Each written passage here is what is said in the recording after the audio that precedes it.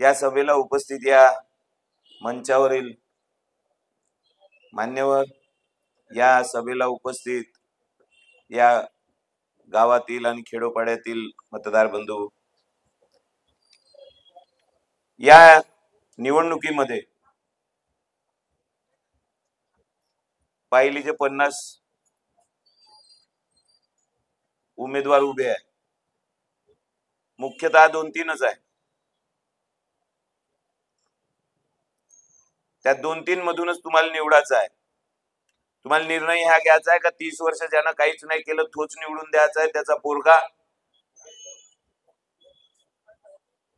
का ज्या भाजपनं या महाराष्ट्रात राजकारणाचा खेळखंडोबा केला, राजकारणाचा सत्यानाश केला, पार्ट्या तोडण्याचं काम केलं, जो कल जनतेनं त्याला दिला नाही, त्याच्या विरोधात जाऊन पैशाचं राजकारण करून 50 खोके एकदम ओके करून स्वतःची सत्ता आणली, स्वतःच्या स्वार्थासाठी आणली, तुमच्या आमच्या कामासाठी नाही आणली. त्यानं उभा केलेला आमच्या गावातला चोट्टा निवडून द्यायचा आहे का हे दोन्ही सोडून तिसरा पाहिजे, हे तुम्हाला त्याचा निर्णय करायचा आहे. या निवडणुकीमध्ये जे उमेदवार आहे, अनिल बाबूचा मुलगा सलील देशमुख, सलील देशमुखला तिकीट कशी मिळाली, काय मिळाली हे तुम्हाला जवळपास माहीतच आहे. आघाडीमध्ये शेतकरी कामगार पक्षही आहे, त्याच महाविकास आघाडीमध्ये राष्ट्रवादी पक्षही आहे. राष्ट्रवादी पक्ष आणि शेका पक्षाची जेव्हा वाटाघाटी सुरू होती तेव्हा अनिल बाबूने सांगितलं का मीच उभा राहणार आहे, मलाच तिकीट पाहिजे, मी सिटिंग आमदार आहे. मग काही वेळाच्या बहसबाजी नंतर अनिल देशमुखला तिकीट जाहीर झाली सिटिंग आमदार म्हणून. त्याची लिस्ट टीव्हीवर आली का नाही आली? त्याच्यानंतर 2-4 दिवसाचे जाऊ दिलं, बैठका संपू दिल्या, मग हळूच आपल्या पुराचं नाव समोर केलं आणि आता सांगते आघाडीचं तिकीट त्याला भेटलं. आघाडीचं तिकीट मलाही आहे, माझ्या पक्षानं मला बी फॉर्म दिलाय, मी शेका पक्षाचा अधिकृत उमेदवार आहे, मला गोंडवाना गणतंत्र पार्टीनं समर्थन दिलंय, मला आरपीआय सेक्युलर पक्षानं समर्थन दिलंय, मला ओबीसी मोर्चानं समर्थन दिलंय. आणि उद्या जर तुम्ही निवडून पाठवला तर मी महाविकास आघाडीत जाणार आहे, महायुतीत नाही जाणार.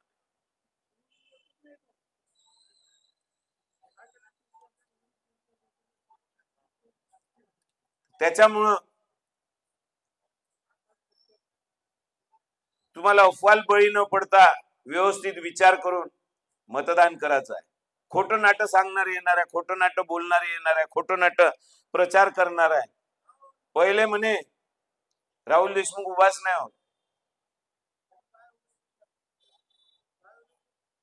राहुल देशमुख फॉर्मच नाही भरत, मी इतक्या गॅरंटीनं सांगून राहिला तर जसा काही त्याच्या बापाचा नोकर आहे राहुल देशमुख. यानं खोटं बोलू बोलू पूर्ण वेळ काढला, बदनामी केली. त्याच्यानंतर फॉर्म भरल्यावर बस शेवटच्या दिवशी तो फॉर्म विड्रॉ घेऊन घेईल, बस आता 2 दिवसात फॉर्म विड्रॉ घेऊन घेईल, मग तासभरात फॉर्म विड्रॉ घेऊन घेईल, बस आता 5 मिनिटात तो फॉर्म विड्रॉ घेऊन घेईल. हे खोटं नाटक सांगणारे, हे खोटा नाटा प्रचार करणारे असे निकम्मे नालायक ज्यानं 30 वर्ष या क्षेत्राचं पूर्ण पानदान केलं, एकही नाव घेऊन सांगू शकत नाही का हे काम अनिल देशमुखाने या क्षेत्रामध्ये 30 वर्षात केलं. असा माणूस आपण 30 वर्ष निवडून दिला आहे. त्याच्या खोट्या गोष्टी आणि अफवा पसरवणाऱ्या गोष्टी या तुम्ही बिलकुल ऐकल्या नाही पाहिजे. मी तुम्हाला सांगतो, काही राष्ट्रवादीवाले प्रचार करते मागच्या वेळी यानं काम केलं होतं अनिल देशमुखाचं, असंच फुकटात कोणी काम करते का? पैसे घेतले असन, काही केलं असन, आता उभा आहे तो कुणाकडून पैसे घेतले असन म्हणून उभा आहे, बसला होता तेव्हा तर तेव्हा कुणाकडून पैसे घेतले होते म्हणून बसला आहे. मी तुम्हाला सांगतो, पैसे घेऊन उठणं, पैसे घेऊन बसणं, पैसे घेऊन झोपणं या वेश्येचा व्यवसाय, मी वेश्या नाही आहे. अनिल देशमुख काय अंबानी टंबानी जेवढे उद्योगपती असन ना, त्याच्याजवळ जेवढी प्रॉपर्टी असन, जेवढे पैसे असन, तर तेवढे घेऊन या. राहुल देशमुखाले पैशानं विकत घेऊन दाखवा म्हणा. तुमचा बापही विकत नाही घेऊ शकत. मी वीरेंद्र देशमुखाची औलाद आहे, एका बापाची. या खोटे नाटे प्रचार करणारे 10 बापाची औलाद आहे, हे लक्षात ठेवा. पैसा काहीच नाही माझ्यासाठी. माझ्यासाठी माझं इमान महत्वाचं आहे. माझ्यासाठी माझं जमीर महत्वाचं आहे. जे वडिलांना मला शिकवली आहे इमानदारी, ती माझ्यासाठी महत्वाची आहे. फालतूच्या फोकनाड्या मारणे, कसंही करून सत्तेत कॉम्प्रोमाइज करणे, कसंही करून सत्तेमध्ये बसणे, हे माझ्या बापानं शिकवलं नाही. वीरेंद्र बाबूला अनेक वेळा भाजपच्या न काँग्रेसच्या ऑफर होत्या का तुम्ही पक्षामध्ये या, तुम्हाला मंत्री करतो म्हणून. त्याच्या थोडशा खालच्या ऑफर मला आहे. 2014चं जे इलेक्शन आलं, जेव्हा रामदास तडस माझ्या घरी आले, त्यानं असं सांगितलं का अमित शहाचाच निरोप आहे, डायरेक्ट तुम्हाला उभं राहायला सांगितलेलं आहे, पैसे वगैरे सगळं आम्ही खर्च करू, तुम्हाला खिशातून रुपया खर्च होणार नाही, फक्त तुम्ही हो म्हणा. म्हटलं मी हो म्हणत नाही. आता परिणय फुके आला होता, पुन्हा ते तिकीट देण्यासाठी आला होता का भाजपचं तुम्ही तिकीट घ्या. मी म्हटलं नाही. मी जेव्हा पहिल्यांदा नाही म्हटलं ते तिकीट, त्याच्यानंतर आशिष देशमुखला गेलं. मी त्याला उत्तर, त्याने मला प्रश्न विचारला का तुम्हाला आमदार व्हायचं नाही का. म्हटलं आमदार व्हायचं आहे, पण ज्याच्यासाठी मी रस्त्यावर उतरतो, ज्याच्यासाठी लढे देतो, ज्याच्यासाठी आंदोलन करतो, ज्याच्यासाठी मी जेलामध्ये जातो, किंवा ज्याच्यासाठी मी धरणे आंदोलन करतो, त्याईनं मला निवडून दिलं, तरच मी आमदार होईल. तुमच्या आमच्याशी जे तत्वाशी माझ्या पटत नाही, जे तत्व माझे एकदम विरोधात आहे, तुमचा पक्ष हा सनातनी विचारसरणीचा आहे, त्याला जातीवाद आणि धर्मवाद याच्या पलीकडे काहीच दिसत नाही. एकाही शेतकऱ्याचं कर्ज त्यानं माफ केलं नाही, एकही शेतकरीच्या फायद्याचं धोरण त्यानं कधीच राबवलेलं नाही. विरोधात असले म्हणजे फक्त मोठमोठ्यानं अड्डाव सांगते का 7,000 रुपये सोयाबीनचा भाव असला पाहिजे, 12,000 रुपये कापसाचा भाव असला पाहिजे, असे हे खोटे बोलणारे राजकारणी आज राजकारणामध्ये आहे. आणि हे फक्त सत्तेच्या मुर्द्याच्या टाळूवरचं लोणी खाणारे आहे. हे मत मागण्यासाठी तुमच्या इथं येते, मत मागण्यासाठी तुमच्या समोर येऊन खोटं बोलते. प्रत्येक माणसानं तुमच्या समोर येऊन खोटं बोललं आहे मतासाठी. अनिल देशमुखांना प्रत्येक वेळी सांगितलं आहे का मी इथं निवडून आलो म्हणजे तुमच्यासाठी कारखाना उघडला. फडणवीस आला, फडणवीसनं सांगितलं कारखाना उघडला. त्या दिवशी तो गडकरी आला, त्याच्याही आधी 2002 मध्ये आला होता, तेव्हा सांगितलं होतं का चरण ठाकूरला नगरपालिकेत निवडून द्या, तर मी कारखाना उघडला. आता त्या दिवशी पुन्हा आला होता आणि त्यांनी सांगितलं होतं का चरण निवडून आल्याबरोबर मी कारखाना उघडीन. म्हणजे चिवत्या बनवायची फॅक्टरी वेगळी आहे. तुम्हाला निवडून जायचं आहे तुमच्या फायद्यासाठी म्हणून काही बोलत राहता. आशिष देशमुख निवडून आला होता, त्याने सांगितलं होतं मी कारखाना उघडला. तुम्हाला हे माहित आहे का या क्षेत्रामध्ये कारखाना कोणा उघडला होता, कोणाच्या म्हणण्यावर उघडण्यात आला होता? तुम्हाला इतिहास माहित नाही. तुम्हाला चांगले माणसं पटत नाही. चांगल्या माणसाला कधी तुम्ही निवडून देत नाही. या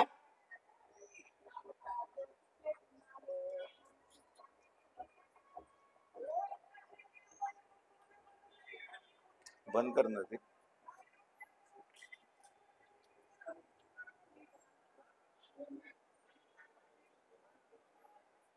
या क्षेत्रामध्ये काटोलमध्ये एक संत्रा प्रक्रिया कारखाना उघडला होता का नव्हता उघडला? उघडला होता. आणि सरकारनं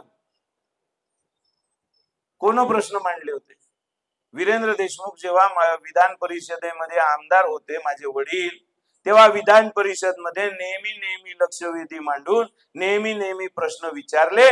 त्याची साथ सुनील शिंदेनं खालच्या सभागृहामध्ये दिली, विधानसभेमध्ये. म्हणून तो कारखाना तिथं आणण्यात आला. तेव्हा मंत्री होते, जेव्हा उद्घाटन झालं तेव्हा मंत्री होता अनिल देशमुख आणि रणजित देशमुख. आणि त्या कारखान्यात म्हणजे झाला केव्हा, याच्या आधीच्या काळात. अनिल देशमुख राजकारणातही याचा होता त्यावेळी. सँक्शन झाला, बांधकाम झालं, पण याच्या नशिबानं उद्घाटनाची रिबीन कापाची वेळ आली या मंत्री असताना आणि त्याचा भाऊ मंत्री असताना.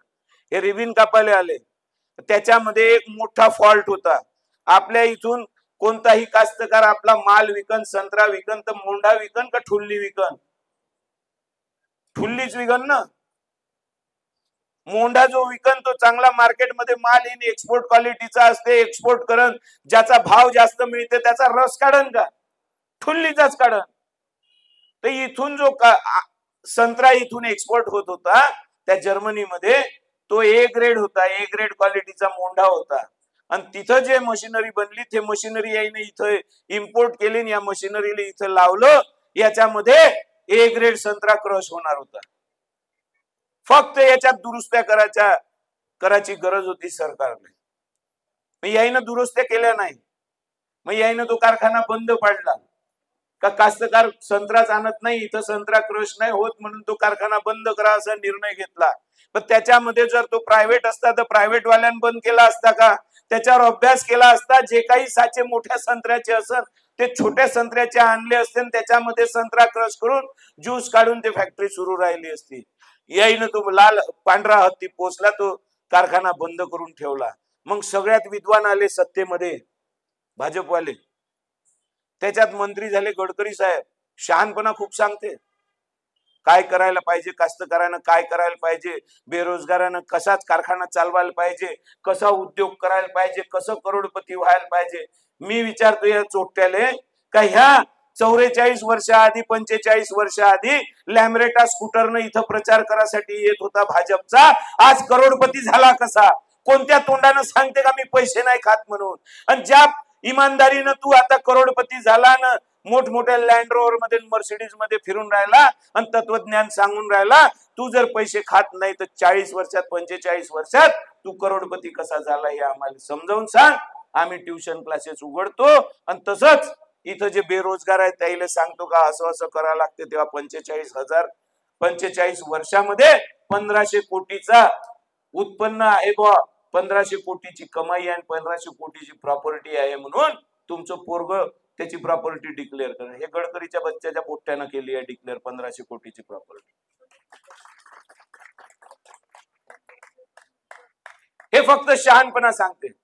पुरती साखर कारखाना बंद, पुरती कृषी उद्योग बंद, पुरती सुपर बाजार बंद, यानं जे काही उघडलं ते बंद आहे.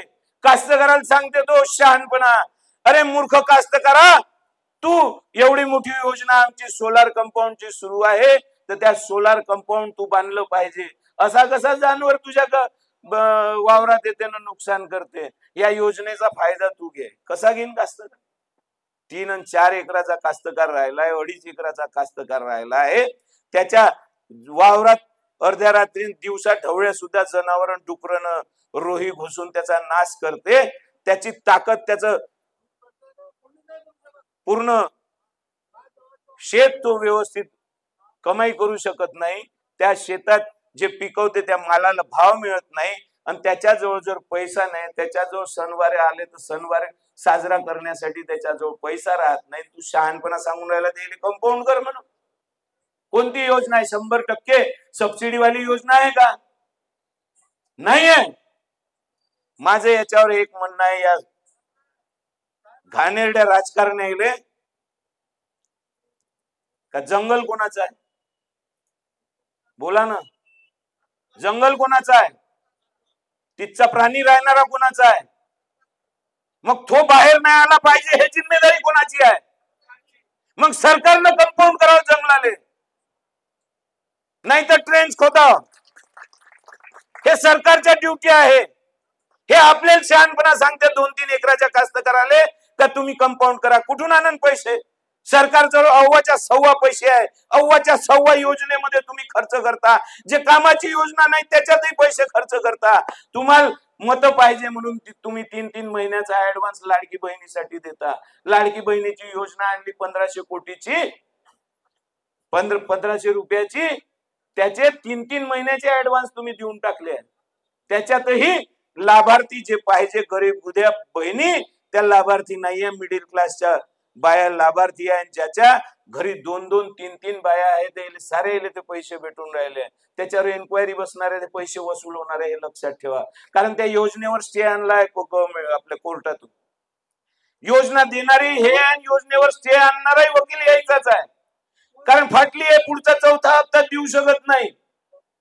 जे हे योजना उचलली जशीच्या तशी एमपी मधून, लाडली बहिणा योजना, फक्त त्याचं हिंदीचं ट्रान्सलेशन मराठीत केलं, लाडकी बहीण योजना तिथं चालवली, तिथं एकही खासदार विरोधातला निवडून नाही आला, आणि तिथं 2 महिने 3 महिने चालवली, आणि सारेच्या सारे खासदार बीजेपीचे एमपी मध्ये निवडून आले.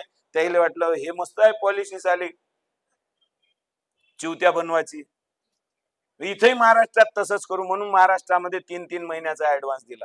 कुठून आले एवढे पैसे? साऱ्या ठेकेदाराचे बिल अटकले आहे, सारे काम थांबवले आहे, अर्धवट रस्ते पडले आहे, कोणी बांधकाम करून नाही राहिलं. नागपूरच्या रस्त्याचा अजून पता नाही आहे. काटोलातले जे रस्ते सुरू आहे त्याच्यातला अर्धा भागच झाला आहे, अर्धा थांबून गेला आहे. अनेक ठिकाणचे रस्ते तुम्ही पाहत असाल, त्याचे काम बंद पडलेले आहे, कारण यायनं पूर्ण पैसे हे विकास निधी वगैरे सगळ्या लाडली बहिणीत वळण केलं आहे. आणि त्या वळण केल्यामुळे या महाराष्ट्र सरकारच्या तिजोरीमधून 1500च्या हिशोबानं जर मोजलं तर 45,000 कोटी रुपये एका महिन्याचे भूदंड या सरकारवर बसते. आणि असे यानं 3 महिन्याचे ऍडव्हान्स दिले आहे. म्हणजे जवळपास 1.5 लाख कोटी रुपये फक्त मतदान भेटलं पाहिजे याचा ऍडव्हान्स द्यासाठी दिले. पण कास्तकाराचं कर्ज माफ करासाठी याच्याजवळ पैसे नाही आहे, वीज बिल माफ करासाठी पैसे नाही आहे. आता वीज बिल माफ केलं, शून्याचं बिल येऊन राहिलं. हे भाजपवाले प्रचार करून राहिले आहे, हे फक्त कागदावर आहे. ज्या दिवशी तुम्हाला शून्याचं बिल येईल की नाही तेव्हाच समज जा का झालं आहे म्हणून. तोपर्यंत याच्यावर विश्वास ठेवायची गरज नाही आहे. खूपच साजरा आहे म्हणते ना मोदी, खूपच साजऱ्या योजना आणते. आठवते का ज्या दिवशी नोटबंदी झाली त्या दिवशी 65,000 रुपये मोसंबी 15,000वर आली होती, 11,000वर आली होती. आणि तेव्हापासून मोसंबी आणि संत्र्याचे भाव पडले, आजपर्यंत उठले का? कोण दोषी आहे याच्यासाठी? हे शेतकऱ्याविरुद्ध धोरण राबवणारे सरकार भाजप म्हणणंच आहे. अमित शहाला त्या प्लेन मधल्या इंटरव्ह्यू घेणाऱ्या पत्रकारांना प्रश्न विचारला होता. अमित शहाचं म्हणणं होतं हमने कभी बोला ही नहीं कि हम किसानों का कर्जा माफ करेंगे, हम उद्योगपतियों का कर्जा माफ करेंगे, ये बोला था. और हम कभी किसान का कर्जा माफ नहीं कर सकते, किसानों से हमको कमाई नहीं होती है, उद्योगपतियों का कर्जा हम माफ करेंगे. और अगर बोला भी होगा कि किसानों का कर्जा माफ किया जाएगा तो वो चुनावी जुमला है. म्हटलं का नाही म्हटलं तरी डोक्यात प्रकाश नाही पडून राहिला का? कोण तुमचं कैवारी आहे कोण नाही आहे? या डाव्या विचारसरणीच्या सरकारनं या सरकार जेव्हा होतं तेव्हा तुम्हाला ऐतिहासिक कर्जमाफी दिली होती का नव्हती दिली? ती ऐतिहासिक कर्जमाफी, तशा पद्धतीची सरसकट कर्जमाफी आजपर्यंत भाजप सरकारनं दिली आहे. चुकीच्या योजना राबवते. याच्याजवळ जेसीपी लावून ते जलशिवार योजना करासाठी, त्या जेसीपी वाल्याकडून माल खासाठी, आणि इथचे जेवढे जिल्हा परिषद मेंबर असन, पंचायत समिती मेंबर असन, त्यानं जेसीपी भाड्यानं लावून त्याचा माल मलिदा खाण्याचा धंदा इथून उचलून ठेवला होता. ते असे भ्रष्टाचाराचे धंदे करण्यासाठी नवीन नवीन योजना काढते. तर या जलशिवार योजनेनं भाजपच्या फक्त पैसे उधळले आहे, कार्यकर्त्याचे पोट भरले आहे. त्याच्यातून जलशिवार योजनेमधून 1% फायदा झाला आहे का? पाणी अडवण्याचा कवडीच आहे नाही.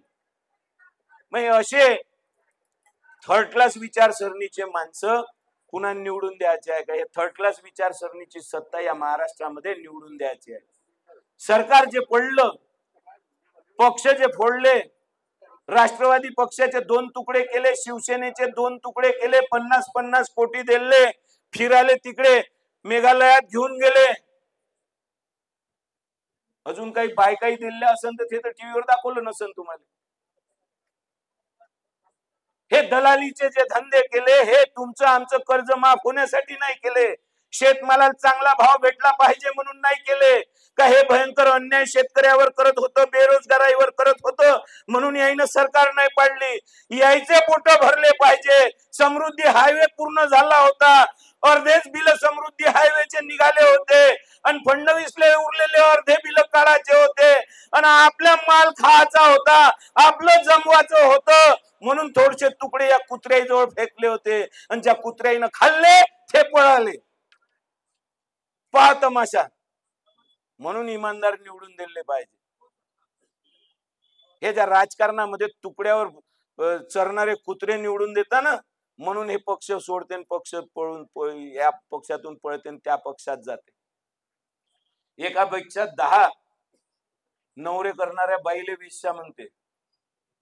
मग एकापेक्षा जास्त पक्ष जे 10 पक्ष बदलवते त्याला काय म्हणा.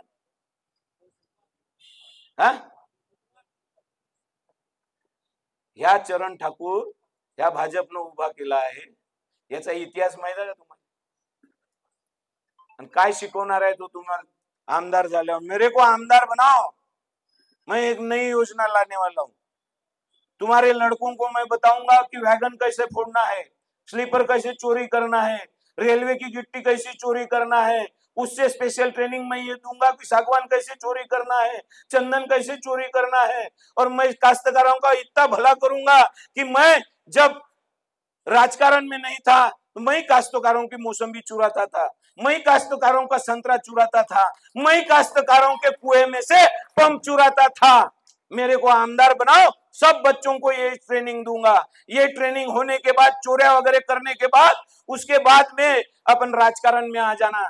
वहां भी अपना धंधा नहीं छोड़ना, अपना प्रेम झाड़ पे रखना, पेड़ पे ही रखना. पहले काट के कमाता था, अभी लगा के कमाता हूँ. 70 रुपए का झाड़ पिकत लाता हूँ, 700 रुपए का रिकॉर्ड में दिखाता हूँ, बिल निकालता और मठारता हूँ. देता निवडून त्याले. हे थर्ड क्लास माणसं याच्या सोबत इराणी राहते. या थर्ड क्लास माणसाही सोबत इराणी राहते. म्हणजे इराणी काय साठी सांगून राहिलो का ज्या गावामध्ये एका पोरीवर अतिप्रसंग होऊन तिची लाश रेल्वे लाईनवर पडली होती. तिचा बाप आहे इथं महाजन.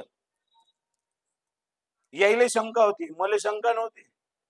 मी याच्यावर टाळूवर लोणी खाणारा माणूस नाही. याले याच्या आईले शंका होती का हा मर्डर आहे म्हणून जाब विचारायला पोलीसवाल्याला गेलो होतो का हे काय आहे सांगा. मग यानं सरळ आमच्या स्टेजवर यायचं होतं पोलीसवाल्यानं आणि सांगायला पाहिजे होतं तपास माझ्याकडे नाही, तपास रेल्वेकडे. रेल्वे काय तपास करून राहिलं तर आपण पाहू. मी तुम्हाला विश्वास देतो की याच्यामध्ये गैर काही होणार नाही. एवढंच उत्तर अपेक्षित होतं पोलिसांकडून. नाही, 150 पोलिस मला अटक करायला घरी आणि प्रोटेक्शन इराण्याच्या मोहल्ल्यावर 5-5 लॉऱ्या उभ्या त्याच्या घरावर. म्हणजे महात्मा गांधी ते झाले आणि दाऊद इब्राहिम मी. काय म्हणून राहिलो का याचा निवाडा लावा. अबे तुमच्या जवळ तपासच नाही तर तुम्ही एवढी अंगात काऊन आणली? तुमची काऊन फाटली? तुम्ही काऊन माझ्या अंगावर आले? कारण हे इराण्यापासून हप्ता वसूल करते, हे इराण्याचे 2 नंबरचे धंदे चालू देते, त्याचे पैसे हे आपल्या खिसे गरम करते. त्याच्यामुळं हे कुत्रे त्याचे तुकडे खाते इराण्याचे, म्हणून इराणी सांगन तसे भोगते. हे असे नालायक माणसं राजकारणात आणायचे आहेत.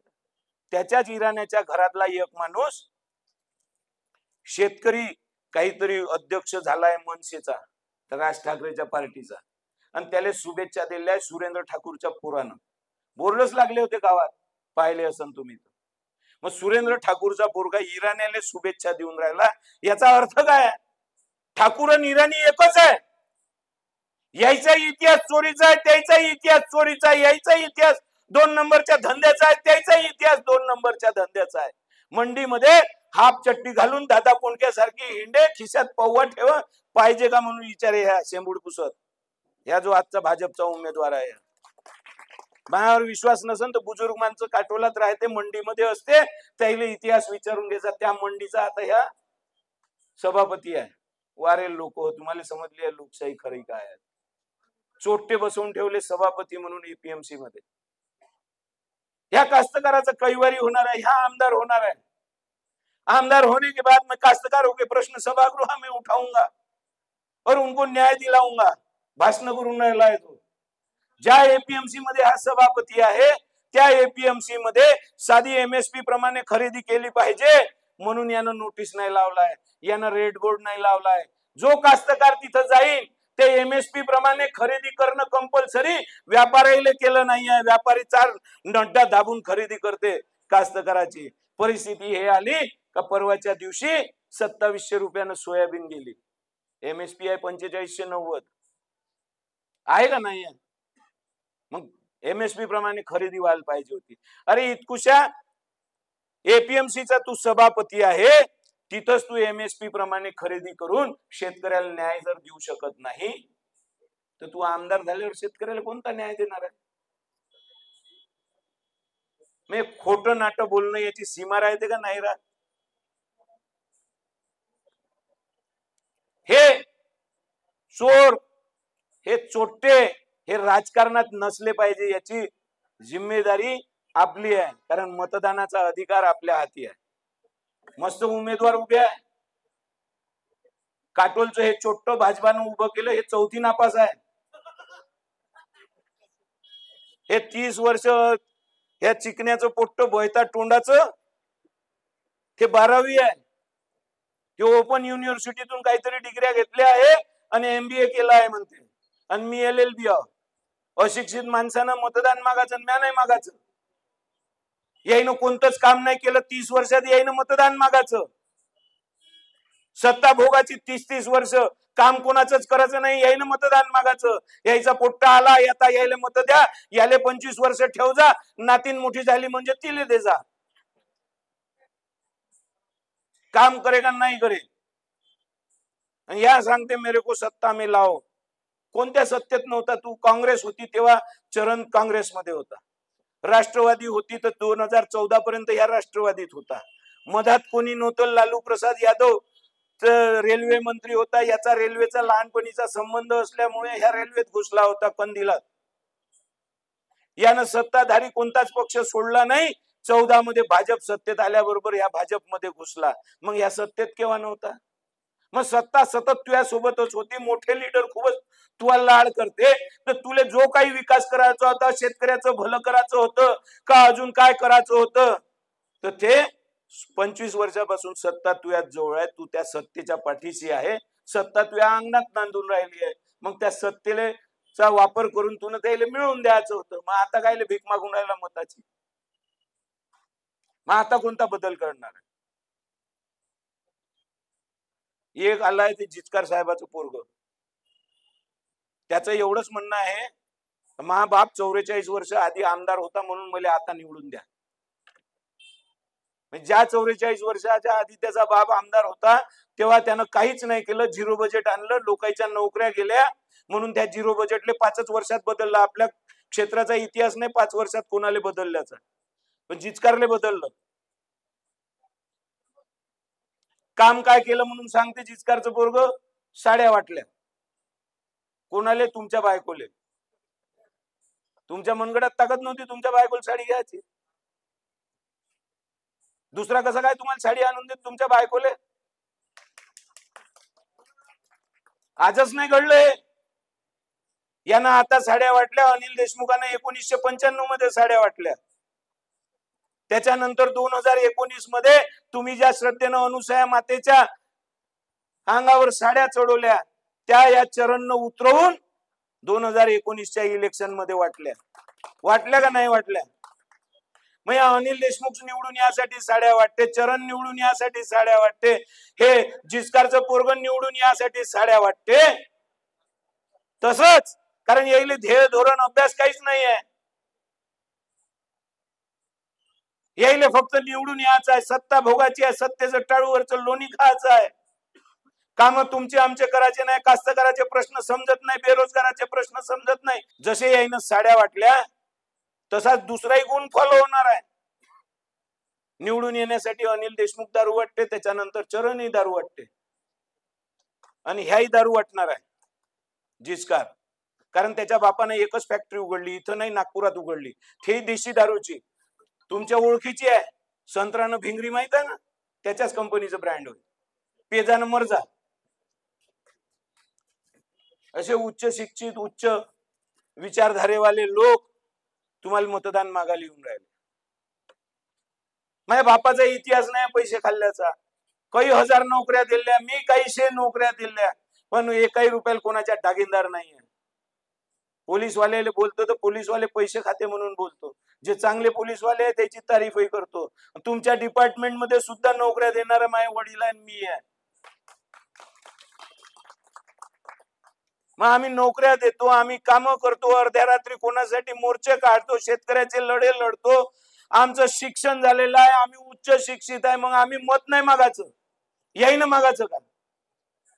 काहून तर आमच्याजवळ पैसे नाही. अरे इमानदार आहे म्हणून पैसे नाही. आज्यानं बांधलेल्या घरात 1.5 फुटाच्या मातीच्या भिंतीत अजूनही राहतो. नाही तर एक नगरसेवक 5 वर्षात बंगला बांधते. 25 वर्षाची म्युन्सिपाल्टीची सत्ता वीरेंद्र बाबूची. 17 वर्षापासून मी राजकारणात आहे. 5 वर्षाची माझी म्युन्सिपाल्टीची सत्ता आणि 6 वर्षाची वीरेंद्र बाबूची आमदारकी.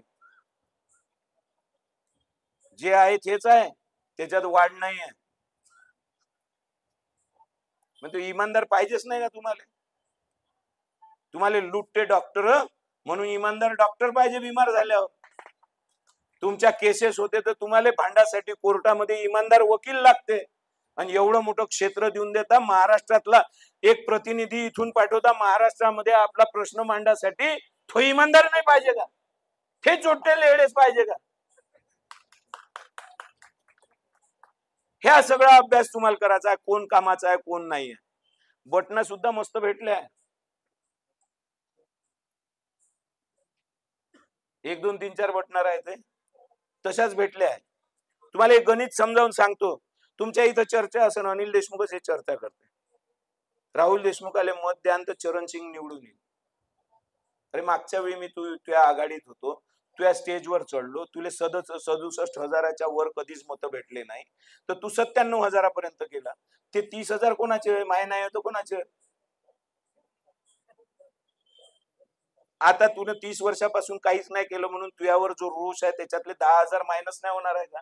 आलं नाही का तू पोट्ट 57 वर? आणि तुझ्यापेक्षा अर्ध आहे बिंडोक आहे, त्यानं मेटपांजऱ्या सर्कल मध्ये कोणताच प्रश्न विचारला नाही, सभागृहात बोलला नाही आणि कामं केले नाही, तिथं पुन्हा गेला नाही निवडून आल्यापासून. म्हणून मेटपांजरा सर्कल मध्येच त्याला गड्डा आहे. तर तुझ्यापेक्षा अर्ध्या डोक्याचं तू पोट्ट आहे, तर त्याचे 10,000 मत मायनस नाही होणार आहे. मग तो नाही आला का 47,000? हा, आणि पुन्हा एक कॅल्क्युलेशन आहे, 47चा 37 वर कसा जाईल ते सांगायचं, पुढं सांगतो. तसाच या भाजपच्या लाटीमध्ये 14 मध्ये सगळ्यात मोठी मोदीची लाट होती, तेव्हा फक्त 72,000 मतं भेटले होते आशिष देशमुखले. चांगला क्लीन कॅन्डिडेट होता, त्याची बदनामी नव्हती, चोरी वगैरे. आता तो चोट्ट लेहड दिलाय. मागच्या वेळी चोट्ट लेहड दिल्यामुळे एकाशी एक फाईट होती, दुसरा पर्यायच नव्हता. मी तुम्हाला सांगितलं होतं, एक गु उभा आहे दुसरं शेण उभा आहे. अनिल देशमुखाची तारीफ नव्हती केली तेव्हा, त्या तोंडावर सांगितलं होतं, ह्या स्टेजवर सांगितलं होतं का नव्हतं सांगितलं? माझ्या बापानं सांगितलंय, गु खराब असते त्याला हात लावत नसते, शेण कमीत कमी सडा सारवण्याच्या कामी येते. तुम्ही म्हणताना 25 वर्ष यानं काम नाही केलं, अजून 5 वर्ष या काम नाही करत, छोट लेहड निवडून देण्यापेक्षा हे बरं आहे, निरुपद्रवी, करत नाही तर बिघडवत बी नाही. हेच बोललो होतो मी.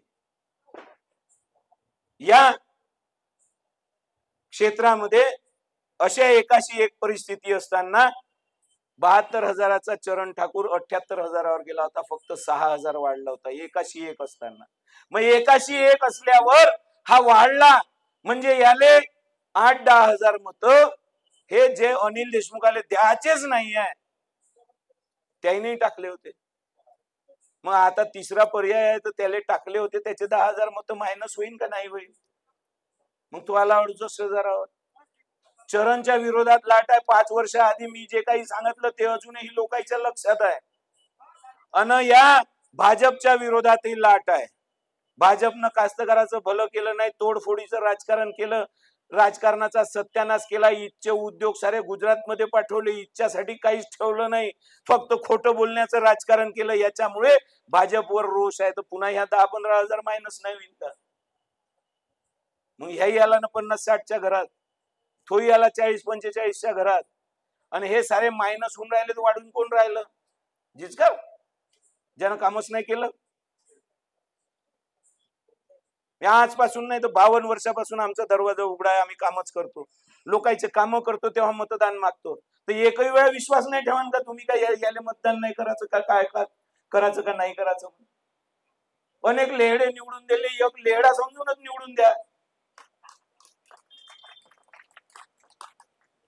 लेहडा निघाला तर पाडून द्यायचा 5 वर्षानं, चांगला निघालो तर रिपीट करजा. त्याच्यासाठी लोकशाही आहे, त्याच्यासाठी इलेक्शन आहे. मग जो फाईट मध्ये नाहीये, हे जे प्रचार करून राहिले, आहे खोटा नाटा, का चरण निवडून येईन, चरणची भीती दाखवून राहिले. तर 2019 मध्ये भाजपची लाट होईल. मला भीती होती का चरण निवडून येईन, म्हणून मी निर्णय घेतला. 2 टर्म तुम्ही महाच ऐकलंय, तिसरी टर्म महा आहे का? मी पहिल्या टर्म मध्ये उभा होतो तेव्हा म्हटलं होतं का अनिल देशमुख पाडा लागते, तर तुम्ही पाडला. मला निवडून नाही दिलं, पण रेस मध्ये जो होता तो निवडून दिला, आशिष देशमुख. बरोबर आहे, मीच त्याला एक्सपोज केलं होतं अनिल देशमुखाला. दुसऱ्या याच्यात मी सांगितलं का चरण ठाकूर खराब आहे, ह्या निरुपद्रवी याले द्या, तेव्हा तुम्ही ऐकलं, याला निवडून दिलं. तिसऱ्यांदाही ऐका, कारण हा जे अपप्रचार करून राहिलाय का चरण निवडून येईन तर मला द्या, मला भीती होती तर मी चरणले पाडासाठी याच्या स्टेजवर आलो. आज तुले जर भीती वाटून राहिली तर तू माझ्या स्टेजवर यायला पाहिजे.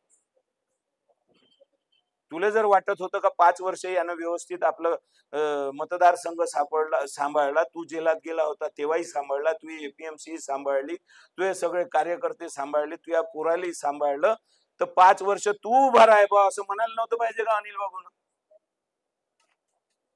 म्हणायला पाहिजे होतं का नव्हतं म्हणायला पाहिजे? मग त्याला फक्त पोट्ट दिसलं. जो इतका स्वार्थी आहे का त्याला फक्त रक्त दिसते, काम करणारे दिसत नाही, तर त्याला पोट्टच दिसत असेल तर तुमचा आमचा कैवारी आहे का?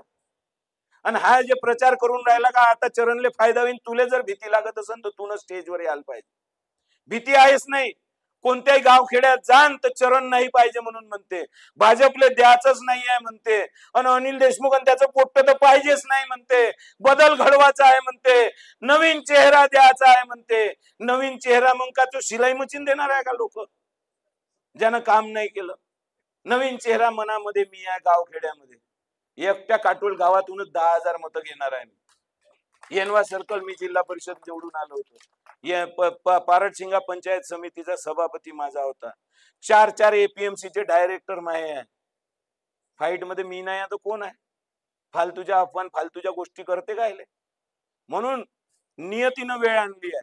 नियतीनं वेळ अशी आणली आहे का बटना खूप सुंदर मिळाले आहे. 1 नंबरचं बटन आहे अनिल बाबूच्या घड्याळीचं, माहित आहे का काकाजी? 1 नंबरवर अनिल बाबूची घड्याळ आहे. अनेक लोकांना घड्याळीची सवय पडली आहे, त्याने दाबणार 5-10 हजार लोक तेच बटन दाबणार आहे.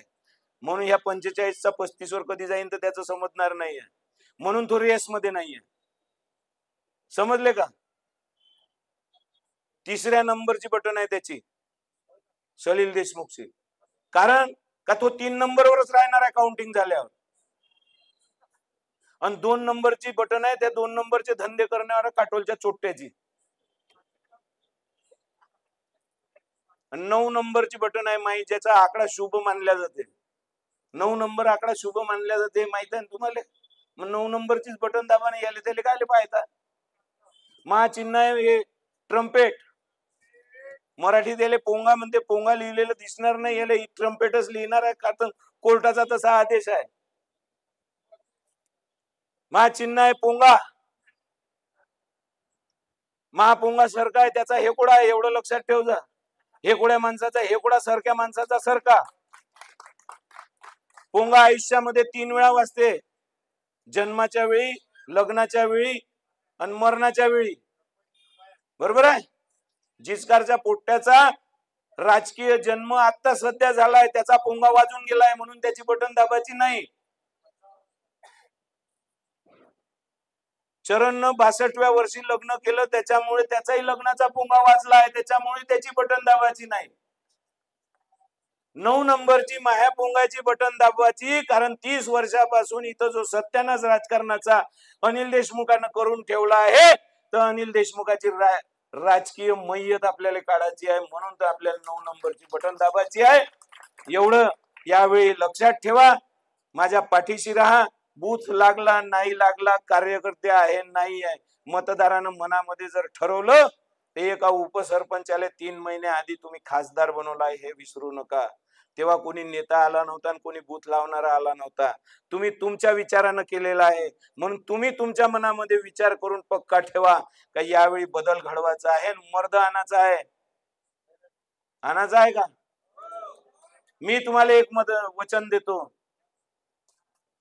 का ज्या दिवशी मी निवडून येईन त्याच दिवशी किंवा सर्टिफिकेट भेटन त्या दुसऱ्या दिवशी मी पूर्ण अधिकाऱ्याची मीटिंग लावीन आणि त्याला सांगेन का माझ्या क्षेत्रामधले 2 नंबरचे धंदे बंद पाहिजे आणि या क्षेत्रामध्ये भ्रष्टाचार बंद पाहिजे. कोणत्याही पटवाऱ्यानं 2 रुपये सरी कास्तकाराला मागतले 7 बाऱ्यासाठी, तर तुही मायाशी गाठ नाही, तुही नोकरी खाईन, वीरेंद्र देशमुखाची औलाद नाही. आणि 2 नंबरचे धंदे या क्षेत्रामध्ये बंद नाही केले तर पोलीसवाले तुमची नोकरी खाईल. आणि हे अजून दुसरं वचन तुम्हाला देतो, मी कधी खोटं बोलत नाही. मी शब्द काय वापरून राहिलो त्याच्यावर लक्ष दे जा.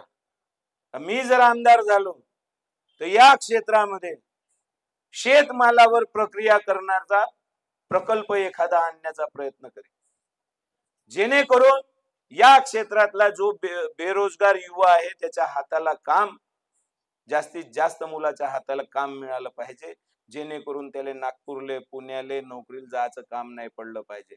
बाहेर जाऊन 15,000ची नोकरी करणं, 7,500 रुपये भाडं देणं, डब्याचे पैसे देणं, वाचत काहीच नाही.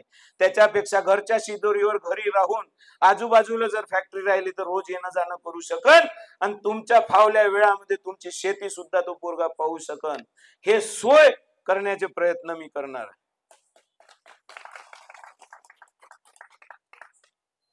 बाकीचं अजून जास्त काही भोकनाड्या मारत नाही, भोकनाड्या मारायची सवय नाहीये. जे करू शकतो तेवढंच बोलतो. त्याच्यानंतर तुम्ही जर आवाज उचलणारा, ज्यानं सभागृह नाही पाहिलं त्या जिचकारच्या पोरांना, ग्रामपंचायत निवडून नाही गेला, पंचायत समिती नाही, जिल्हा परिषद नाही, सभागृह कोणतंच पाहिलं नाही, सभागृहाचे नियम समजत नाही. ह्या ज्या सभागृहात गेला सलील देशमुख, त्या सभागृहामध्ये एकही कास्तकाराचा प्रश्न मांडला नाही, कधीच बोलला नाही, कधीच काही चर्चा घडवून आणली नाही. यायले एकदम मोठ्या सभागृहात जायचं आहे विधानसभेच्या. मी रस्त्यावर उतरू शकतो, मी प्रश्न मांडू शकतो, मी भाषण करू शकतो. मी सभागृहात म्युन्सिपाल्टीच्या बोललो आहे तर मी त्या सभागृहात बोलू शकणार नाही. तेवढा विश्वास माझ्यावर ठेवा आणि 20 तारखेला 9 नंबरची ट्रम्पेटची बटन दाबा, मला प्रचंड मताने निवडून द्या एवढी विनंती करतो आणि माझे 2 शब्द संपवतो. धन्यवाद.